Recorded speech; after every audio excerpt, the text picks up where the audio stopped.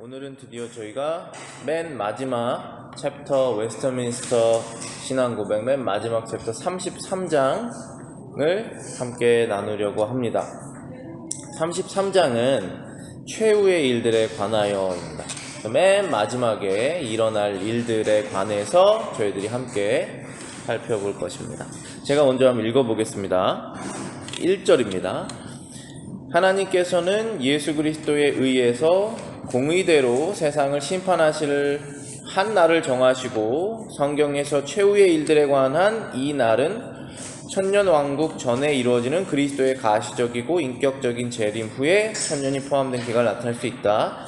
모든 권세와 심판을 그리스도에게 주셨다. 그날에는 배반한 천사들이 심판을 받을 뿐 아니라 땅 위에 살고 있는 모든 사람들도 마찬가지로 그리스도의 심판대 앞에 나타나 그들의 생각과 말과 행위를 고백하고 그 몸으로 행한 대로 선악간의 보응을 받게 된다.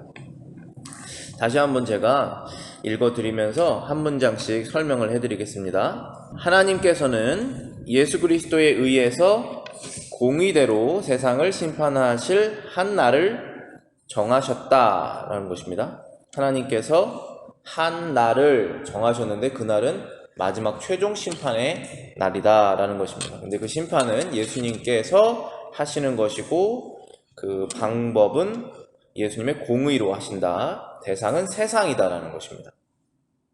그 다음에 가로된 부분이 있는데요. 이 가로된 부분을 읽어드리겠습니다. 성경에서 최후의 일들에 관한 이 날은 천년왕국 전에 이루어지는 그리스도의 가시적이고 인격적인 재림 후에 천년이 포함된 기간을 나타낼 수 있다. 자, 여기에서 지금 천년왕국이라고 써여 있죠. 천년왕국이라는 것은 예수님께서 이 땅에 오셔서 이 땅을 다스리는 것은 영원한 것인데 최종 심판 전에 천년 동안을 다스리실 것이다 라고 하는 성경의 구절이 있어요. 한 번쯤 들어보셨나요? 천년왕국이라는 단어를? 네, 궁금하지 않으셨어요? 그러니까 예수님께서 이 땅에 오시면은 영원히 다스리시는 건데 천년이라고 하는 기간은 무엇이냐? 영원은 기간이 없는 것이잖아요. 그런데 이제 천년이라는 기간이 성경에서 따로 구분된 부분이 있거든요. 그 부분을 지금 말씀하시는 것입니다. 천년왕국이 이루어질 때 예수님께서 이제 재림하신 다음에 이루어지죠. 근데 예수님의 재림을 이렇게 표현하고 있어요. 그리스도의 가시적이고 인격적인 재림이다. 가시적이라는 뜻 뭐죠? 눈으로 볼 수 있다라는 뜻입니다. 비저블이에요. 그럼 내가 볼 수 있다라는 뜻이죠. 그 다음에 인격적인 재림이라는 것은 성격이나 이런 걸 말하는 것이 아니라 영어로 보시면 personal이라고 그랬죠. 예수님 그분 그대로 오신다는 뜻입니다. 예수님께서 제자들에게 나타나시고 보여주셨던 그 모습 그대로 물론 영광스러운 모습으로 오시지만 그분 그 자체로 오신다는 뜻입니다. 인격적인.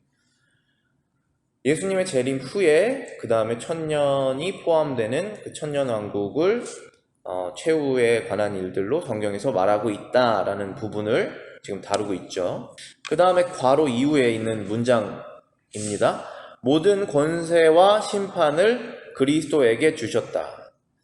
누가 주셨죠? 하나님 아버지께서 주셨죠. 누구에게? 그분의 아들에게. 어떤 것을 주셨습니까? 모든 권세와 심판하실 권세를 아버지께서 아들에게 주셨다. 당연히 예수님께서 심판하시는 것을 우리가 알고 있지만 원래 모든 심판의 권세는 아버지 하나님께 있다라는 부분을 다시 한번 상기시켜 주시는 것이고, 그리고 예수님께서 그 심판 권세를 받으시는 이유에 대해서도 성경에서 말하고 있죠. 그것은 예수님을 통해서 사람들이 하나님을 믿게 하려고 하나님께서 작정하신 것입니다. 심판할 권세를 갖고 있는 사람 무서워하게 돼 있잖아요. 그분을 통해서 하나님께 나아가도록 하나님께서 정하신 것입니다. 그분의 지혜로. 그 다음 문장입니다. 그 날에는 배반한 천사들이 심판을 받을 뿐 아니라 땅 위에 살고 있는 모든 사람들도 마찬가지로 그리스도의 심판대 앞에 나타나 그들의 생각과 말과 행위를 고백하고 그 몸으로 행한 대로 선악간의 보응을 받게 된다. 성경은 항상 사람들에게 태초부터 말씀하시는 것이 행위대로 심판받는다는 말씀을 항상 하세요. 왜냐하면 자신이 잘못한 것보다 더 심판을 받는 것도 불의한 거고, 자신이 잘못한 것보다 덜 심판받는 것도 불의한 거라는 말이죠. 그런데 그리스도께서 우리의 죄값을 치러 주셨기 때문에 정의롭게 우리의 죄 문제가 해결이 된 것입니다. 그래서 우리는 세상에 속해 있지 않아요. 그것이 구원이고 은혜입니다. 하나님께서 사람을 구원하시는 유일한 방법이세요. 그런데 그 구원의 메시지를 거부하고 스스로 자신은 의롭다고 생각하기 때문에 거부하는 것이잖아요. 회개하지 않고 예수 그리스도를 받아들이지 않으면 그는 자신이 원하는 대로 하나님 앞에서 심판을 받게 되는 것입니다. 심판을 받지 않도록 하나님께서 피할 길을 주셨는데 나는 그 길이 필요 없다라고 했으면 심판을 받겠다는 뜻이 되는 것이죠.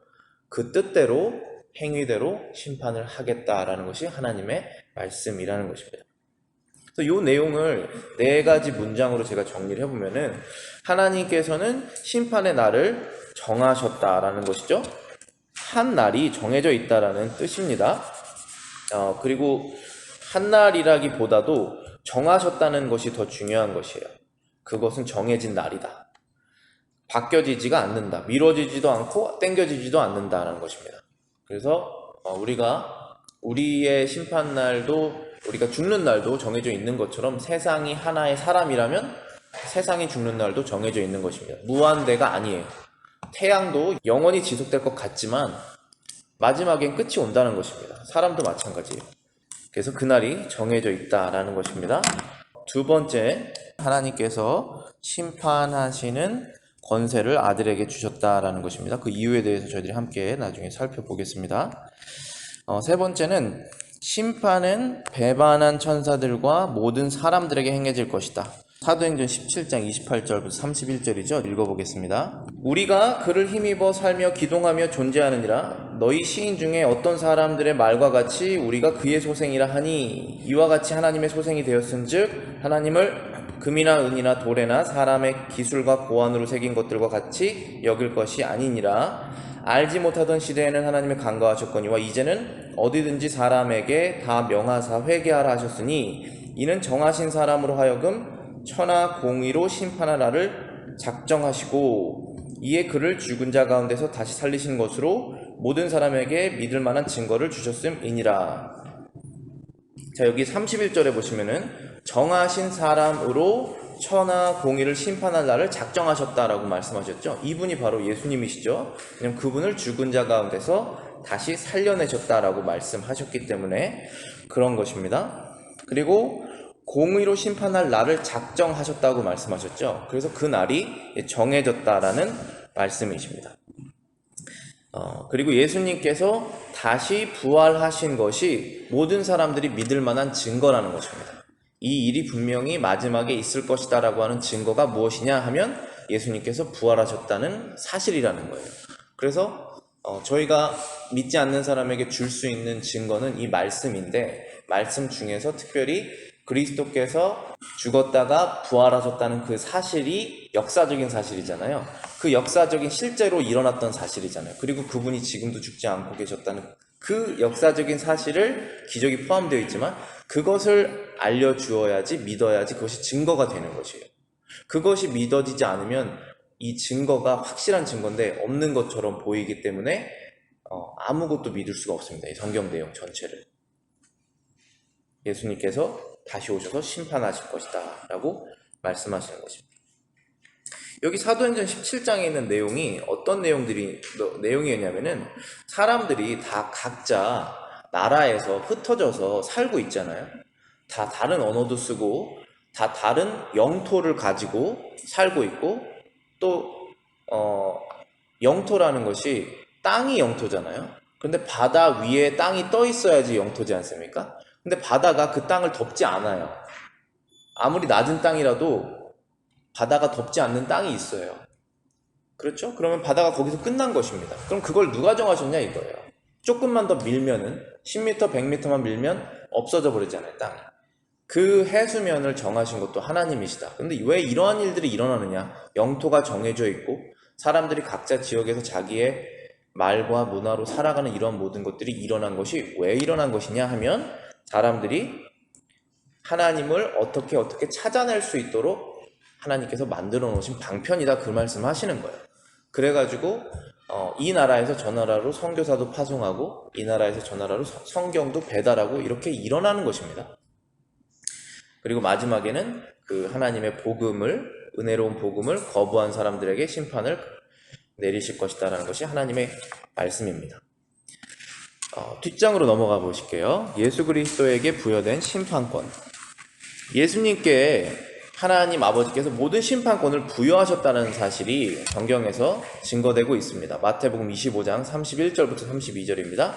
인자가 자기 영광으로 모든 천사와 함께 올 때에, 그때가 있다는 것이죠. 자기 영광의 보좌에 앉으리니 모든 민족을 그 앞에 모으고 각각 구분하기를 목자가 양과 염소를 구분한 것 같이 할 것이다 하고 있습니다.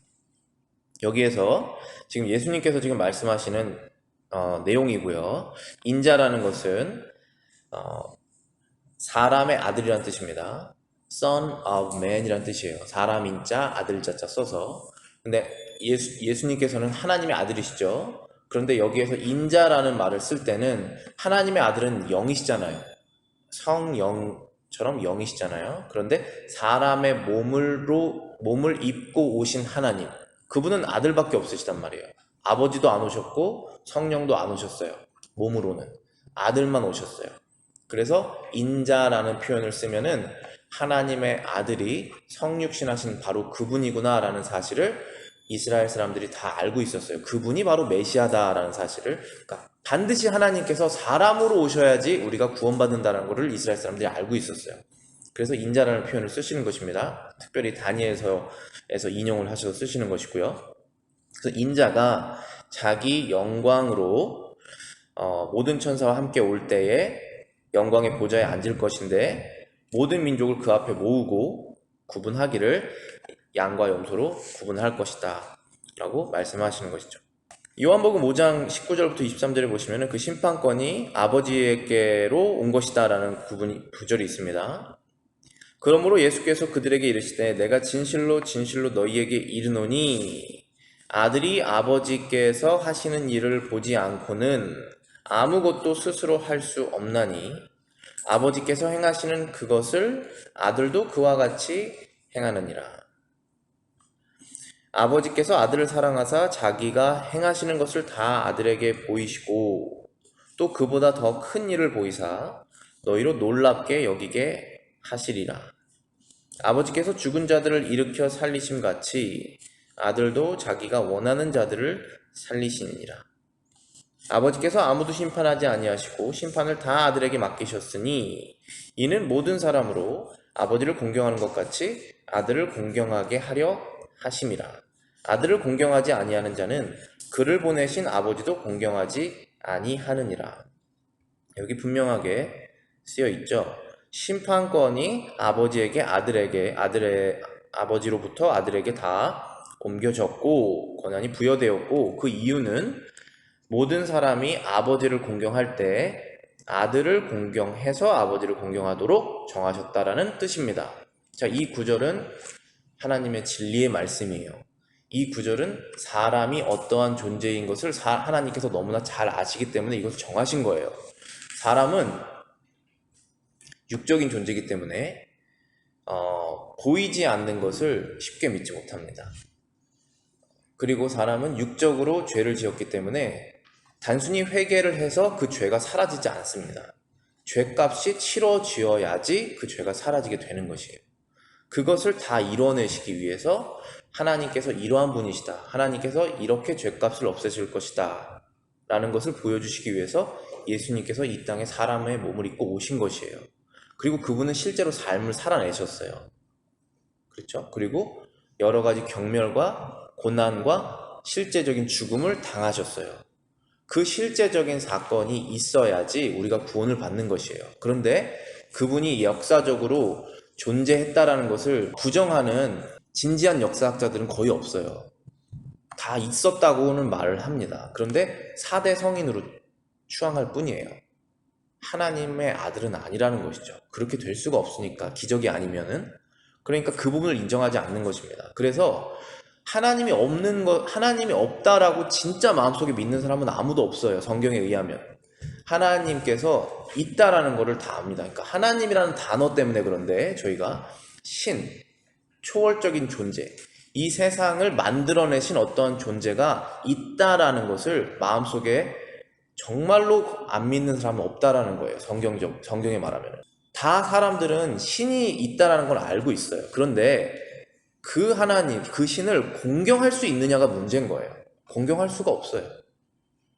아버지가 있다는 사실은 다 알지만 그 아버지를 공경하는 거랑은 다른 얘기잖아요. 아버지를 싫어할 수도 있고 아버지를 무시할 수도 있고 그렇습니다. 그런데 아버지를 공경할 수도 있죠. 아버지가 있는 것을 아는 것과 공경하는 건 다른 거예요. 그런 것처럼 하나님을 아는 것과 또 하나님을 공경하는 것은 우리의 마음속에 다른 문제라는 거예요. 그런데 하나님께서 그 아들을 공경하지 않고는 아버지를 공경할 수 없다라고 말씀하신 거예요. 그래서 공경을 하기 위해서 이 심판권까지 주셨다고 말씀을 하시는 것이에요. 22절에 보시면은 아버지께서 아무도 심판하지 아니하시고 심판을 다 아들에게 맡기셨다라는 것입니다. 그리고 아들이 하시는 일은 아버지와 똑같아요. 하나님 아버지께서 원하시는 그것을 아들이 그대로 할 것입니다. 우리가 그것이 우리의 목표잖아요. 하나님 아버지께서 명령하신, 말씀해 주신, 우리에게 사랑의 편지를 쓰신 이 성경 말씀대로 내가 삶을 살아내는 게 우리의 목표잖아요. 근데 예수님은 그걸 그대로 하신다는 것입니다. 실현하신다는 것입니다. 그래서 그리스도께서 심판하실 때 아버지 하나님과 뜻이 다른 것이 하나도 없을 것이다 라고 말씀하시는 것입니다. 마지막으로 심판의 대상들, 심판을 당할 대상들과 그리고 심판 전에 있을 천년왕국에 대해서 우리가 요한계시록 20장 통해서 한번 살펴보시겠습니다. 20장 1절입니다. 또 내가 봄에 천사가 무저갱의 열쇠와, 여기서 무저갱이라는 말 들어보셨죠? 없을 무에 저가 바닥입니다. 그리고 갱은 어떤 구덩이라는 뜻이죠. 그래서 바닥이 없는 구정입니다. 그래서 영어로는 bottomless place. 그래서 제가 몇 번 설명해 드렸죠. 여러분의 죄가 가득 찬 마음은 아무리 부어 넣어도 만족이 없는 것이라고, 이게 지옥이랑 똑같은 거라고 말씀드렸죠. 이게 지옥의 실제적인 모습이에요. 끝없이 떨어지는 암흑이라는 것입니다. 그 열쇠를 천사가 큰 쇠사슬에 그의 손에 가지고 하늘로부터 내려와서 용을 잡으니 곧 옛 뱀이요 마귀요 사탄이라 잡아서 1000년 동안 결박하여, 여기서 1000년이라는 단어가 이제 나오죠. 3절입니다. 무저갱에 던져 넣어 잠그고 그 위에 임봉하여 1000년이 차도록 다시는 만국을 미혹하지 못하게 하였는데, 자, 여기까지 보시면은 천사가 내려와서 어떠한 1000년 동안 지옥에 마귀를 넣고 잠근 것입니다. 지금은 마귀가 지옥에 들어가 있습니까?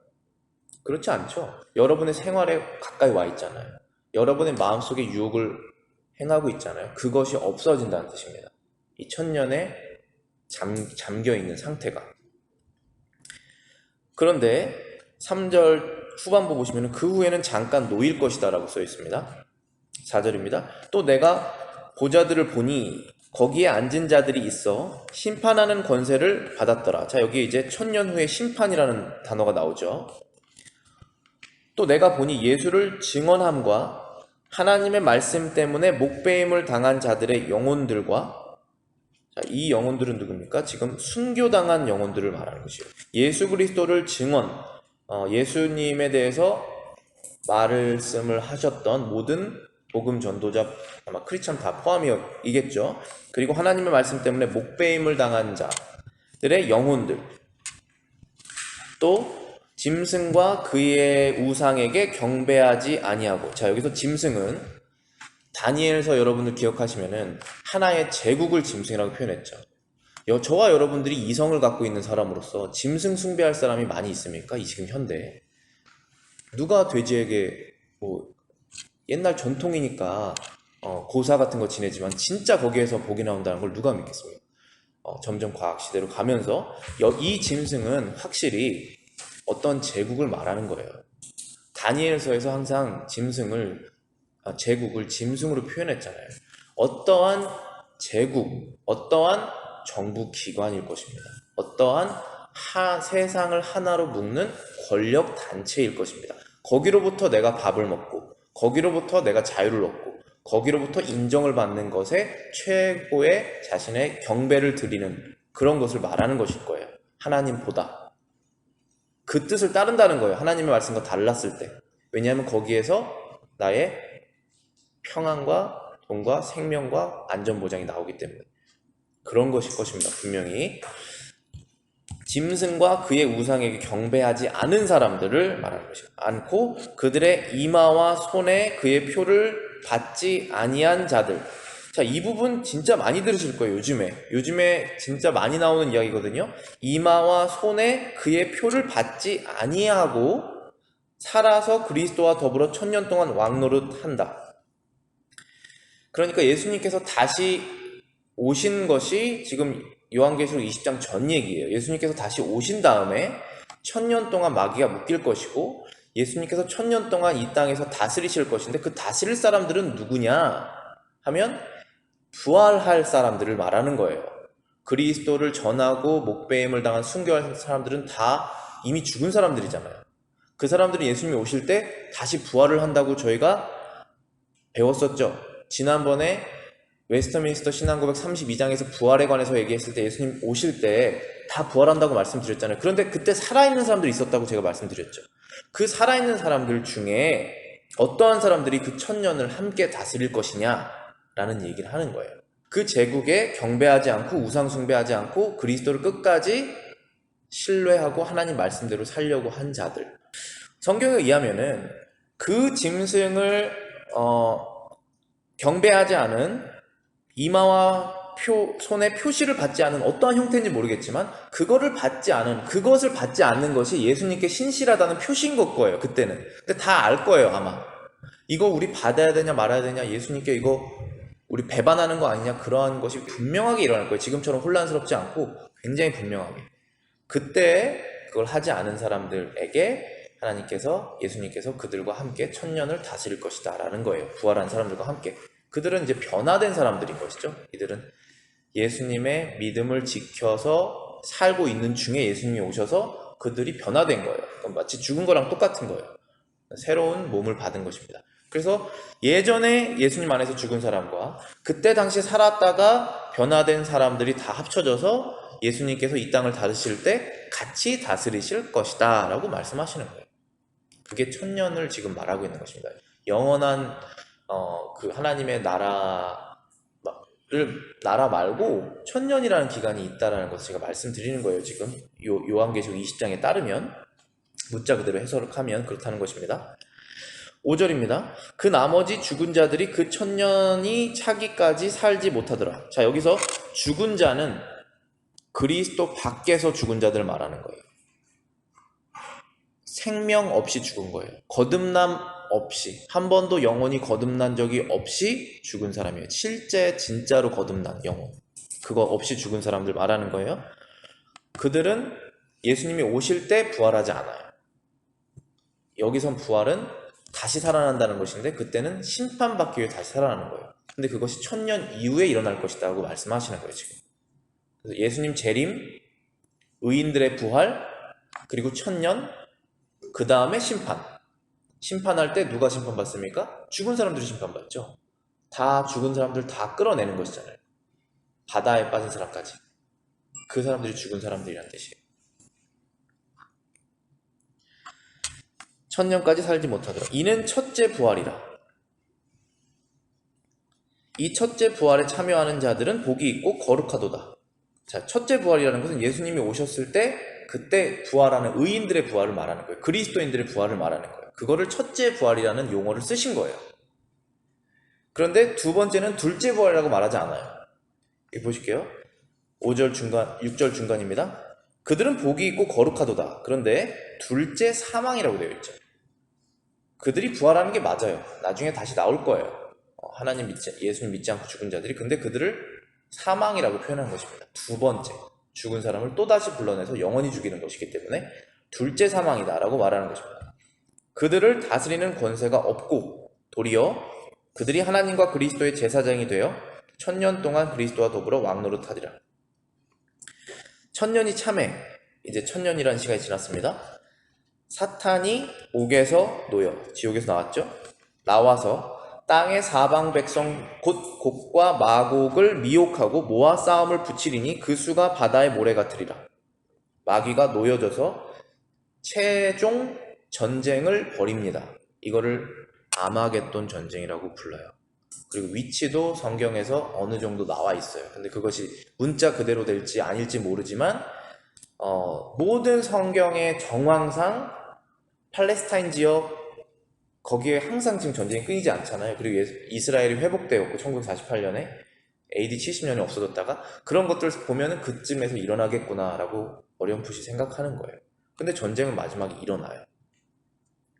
마지막에 평화로 끝나지 않습니다. 전쟁으로 끝나고 평화가 옵니다. 우리가 죽은 다음에 천국 가는 건 똑같은 거예요. 9절입니다. 그들이 지면에 널리 퍼져 성도들과 진과 사랑하는 성을 두름에 하늘에서 불이 내려와 그들을 태워버리고 하늘에서 그들을 태워버립니다. 마귀와 함께 한 편을 맞았던 사람들이 세상의 어떤 싸움이 아니라 하늘에서 내려오는 것으로 멸망한다는 뜻이죠.